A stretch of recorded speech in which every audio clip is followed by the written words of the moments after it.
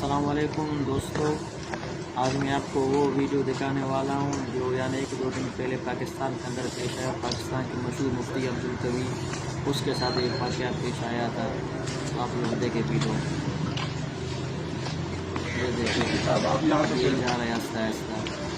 नहीं तो गोली मार दूंगा। आपको गोली मार दूंगा। अल्लाह निकल जल्दी